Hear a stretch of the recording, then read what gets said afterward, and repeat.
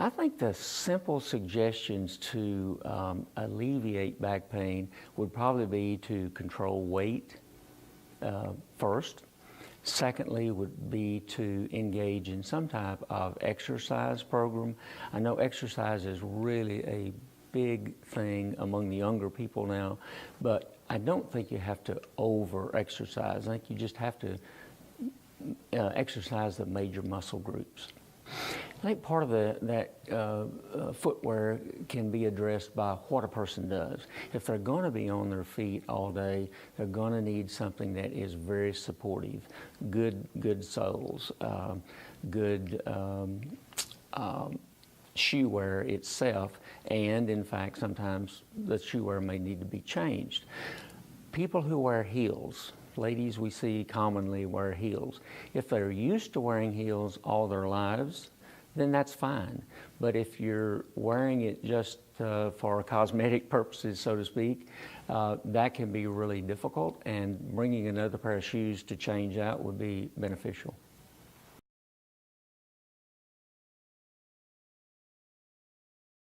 Consulting a doctor for back pain comes at a point when routine conservative managements have been exhausted. That is anti-inflammatories, some type of perhaps massage, some type of exercise program themselves. Once that has been done and the pain is still persistent, or the pain becomes more intense or changes, a doctor should be consulted.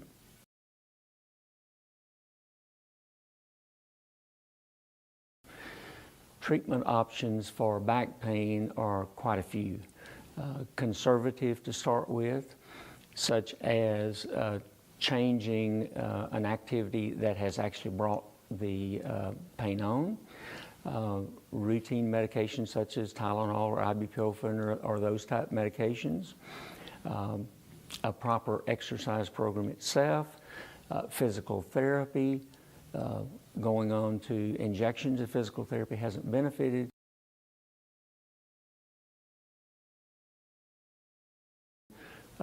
First and foremost, when a neurologic injury occurs.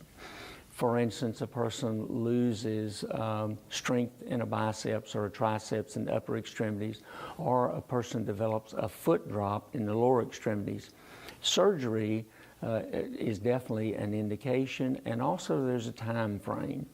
Then more critical, if a person loses function in both hands or begins to lose bladder function, bowel function, weakness in the legs, those things need urgent care.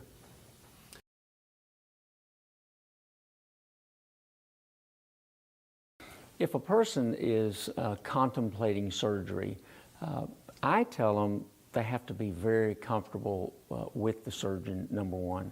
You're going to have to do this thing as a partnership, and you have to be confident, you have to be comfortable with the doctor that you choose. I never hesitate in having people see a second opinion.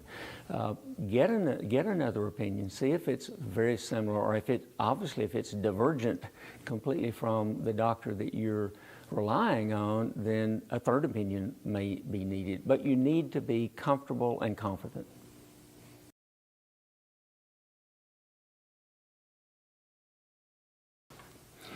Recovery from back surgery can be extremely simple. It can be complicated. In a straightforward disc rupture, for instance, a person goes home after that surgery probably within 3 to 4 hours. The first couple of weeks I have them take it easy, but if nothing is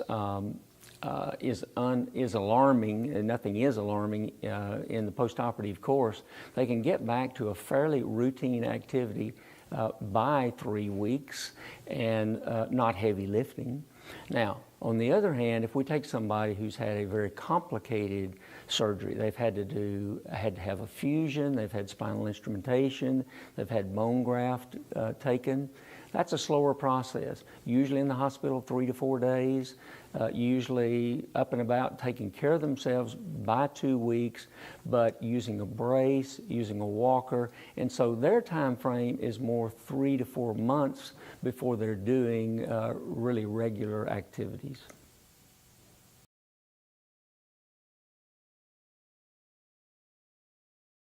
People come to the office at times saying, my leg hurts, my hip hurts, my arm hurts, and my doctor sent me to see you, and you're a neurosurgeon. Now, I don't understand at all why this is coming from the spine. Well, the reason for that is the spine carries a really big electrical circuit, the spinal cord that goes all the way down, and at various levels in our body, nerves come off. And these nerves then go to particular areas of the body. The neurocritical care, the neuro ICU here at Methodist is really a special place. First, it obviously by its name is set aside for what we determine to be critical or intensive type neurologic problems.